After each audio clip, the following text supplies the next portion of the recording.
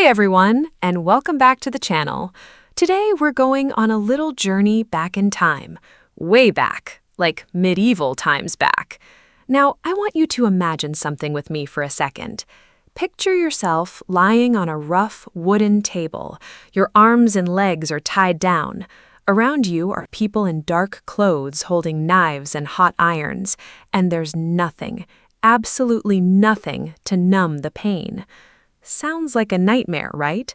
Well, believe it or not, this was the real-life experience of surgery in the Middle Ages. But here's the thing, it wasn't all chaos and cruelty. There's a lot more to the story. So grab a snack, get comfortable, and let's explore the dark but surprisingly fascinating truth about medieval surgery together. Let's dive in. Okay, so here's something interesting. In the early Middle Ages, the people doing surgeries were actually monks. Yeah, monks. They had access to ancient medical books and they helped treat sick people in their communities. But then came the year 1215. The Pope made a rule that said monks and priests could no longer perform surgery. Why? Because cutting into people and spilling blood was seen as unholy work for clergy. So who stepped in?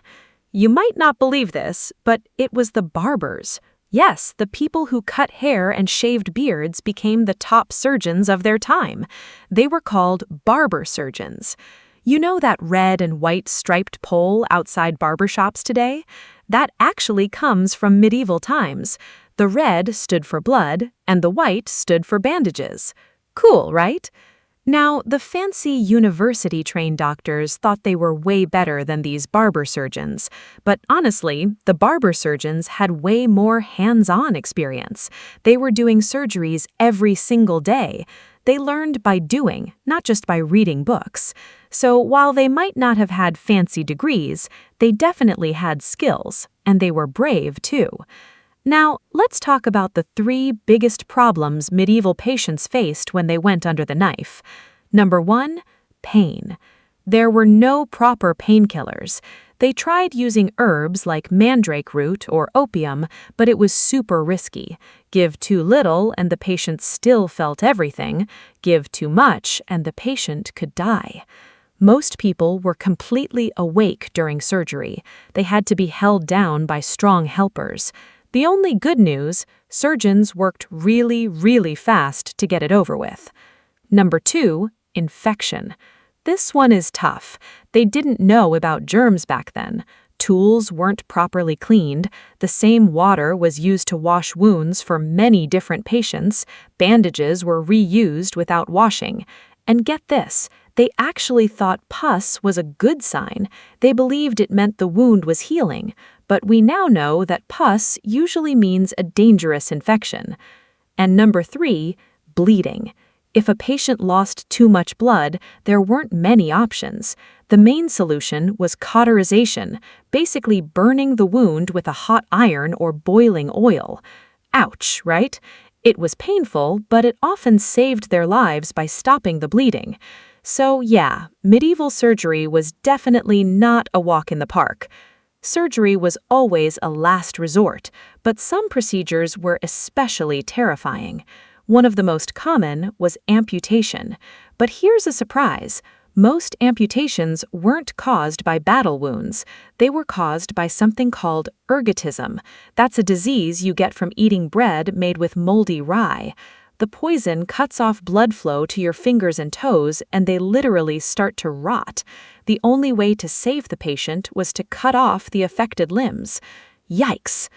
Another really wild procedure was called trepanation. This involved drilling a hole into the patient's skull. Doctors believed this would release evil spirits. It was used for things like headaches, epilepsy, and head injuries. Now here's the crazy part. Archaeologists have found medieval skulls with healed holes in them. That means some people actually survived this procedure. Not everyone, of course, but some did. And there were some real success stories too. Take King Henry V of England. He was hit in the face with an arrow during battle.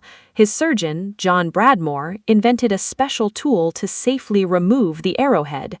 The king survived and went on to rule for many more years. So, while medieval surgery was risky, it wasn't all doom and gloom. These surgeons were pretty clever. So, what's the final verdict? Was medieval surgery as dark and terrifying as we imagine? Well, yes and no. It was definitely painful, dangerous, and often deadly. There was no anesthesia, no antibiotics, and no understanding of germs. But the surgeons of that time weren't clueless. They were brave, hard-working people who learned from experience.